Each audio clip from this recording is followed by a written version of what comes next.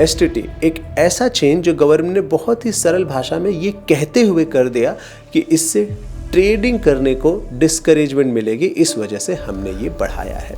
But इसी पूरे process में और जगह पे भी इसमें बदलाव हो गया है जो हम जैसे इन्वेस्टर्स की भी लाइफ में रिटर्न्स को कम करेगा। सबसे पहला इम्पैक्ट ट्रेडर्स को, of course future and option करने वालों को होने ही वाला है, जो कि उन्होंने एक्सप्लेन किया है। लेकिन इसके साथ साथ जो म्यूचुअल फंड आर्बिट्राज करते हैं, जैसे कई तरह के आर्बिट्राज म्यूचुअल फंड होते हैं जो कुछ स्टॉक्स खरीदते हैं प्लस फ्यूचर में भी बाइंग एंड सेलिंग करते हैं, आर्बिट्राज करने का फ़ायदा लेना चाहते हैं वो। इसको आप एकदम सरल भाषा में अगर मैं समझाऊँ तो ऐसे समझो कि अगर आपको लेट्स से कोई एक सामान फ्लिपकार्ट पे 100 रुपीज़ का मिल रहा है और अमेज़ॉन पे 105 रुपये का मिल रहा है, तो आप एक जगह से खरीद लोगे, मे बी आप फ्लिपकार्ट से खरीद लोगे, अमेज़ॉन पे बेच दोगे।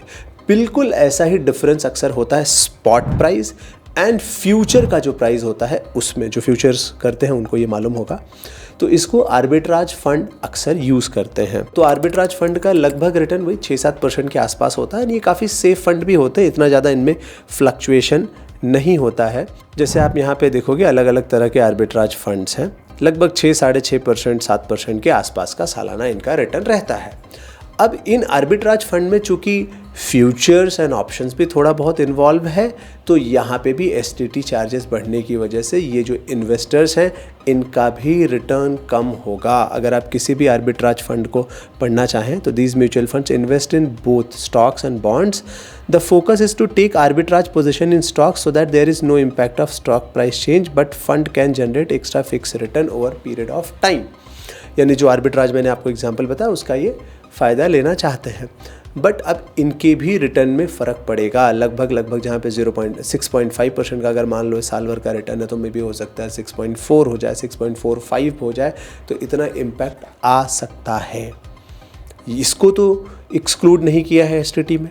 उन्होंने बोला हम एसटीटी ट्रेडर्स के लिए ये सब कर रहे हैं, तो भाई उसको सीधा वहाँ पे एक रूल आ सकता है कि हम म्यूचुअल फंड को इससे एक्सक्लूड कर रहे हैं। बाय द वे जो एसटीटी के चार्जेस हैं वो किसी दूसरे चार्जेस या किसी लॉस में कंपनसेट भी नहीं होने वाले, तो ये एक इसका नुकसान है। दूसरा नुकसान है SIF। ये जो SIF है, स्पेशलाइज्ड इन्वेस्टमेंट फंड, जो अभी लॉन्च हो रहे हैं, यहाँ पे मिनिमम इन्वेस्टमेंट 10 लाख की है। इसमें SIF में भी अलाउड है कुछ ट्रेड करना, बाइंग सेलिंग करना, पोजीशंस लेना। यहाँ पे भी तो एसटीटी के चार्जेस बढ़ गए हैं और इससे जो SIF का रिटर्न है डेफिनेटली उस पर भी इम्पैक्ट पड़ेगा। तो मेरा तो सिंपल रिक्वेस्ट है कि अगर एसटीटी सिर्फ और सिर्फ ट्रेडर्स को रोकने के लिए बनाया गया है तो क्लियरली पॉलिसी में मेंशन होना चाहिए कि म्यूचुअल फंड का जो पुराना चार्जेस है वो वही रहेगा, क्योंकि वहाँ पे तो जेन्युइन इन्वेस्टर्स हैं, या SIF के जो चार्जेस हैं वहाँ पे पुराना चार्जेस ही रहेगा क्योंकि वहाँ पे तो जेन्युइन इन्वेस्टर्स हैं। बट ऐसा कुछ नहीं किया जाने वाला।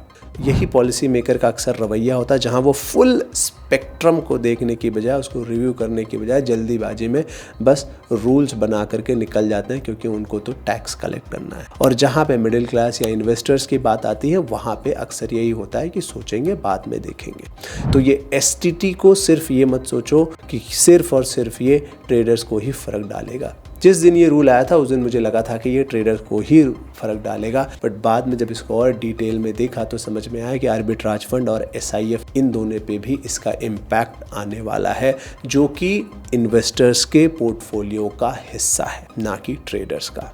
सो आई होप इस वीडियो से थोड़ा आपको बेसिक क्लैरिटी आई होगी। ये कुछ एसटीटी के चेंजेस हैं जो आपको अब स्क्रीन पे दिख रहा होगा, जहाँ पे उन्होंने फ्यूचर्स में 0.02 से उसको बढ़ा करके चार्जेस को 0.05% कर दिया है, एंड ऑप्शंस में 0.1% से बढ़ा करके 0.15% कर दिया है। यानी कि फ्यूचर्स में 150% का इंक्रीमेंट है एंड ऑप्शंस में लगभग 50% का। तो क्या इस वीडियो को देखने के पहले आपको ये चीज़ पता थी कि एसटीटी का इम्पैक्ट सिर्फ और सिर्फ ट्रेडर को ही नहीं, इन्वेस्टर्स को भी आने वाला है? बाकी अगर आपके कुछ थॉट हैं, क्वेश्चंस हैं, तो please do write in comment segment. बाकी मिलते हैं नेक्स्ट वीडियो में। Thank you so much, bye and जय हिंद।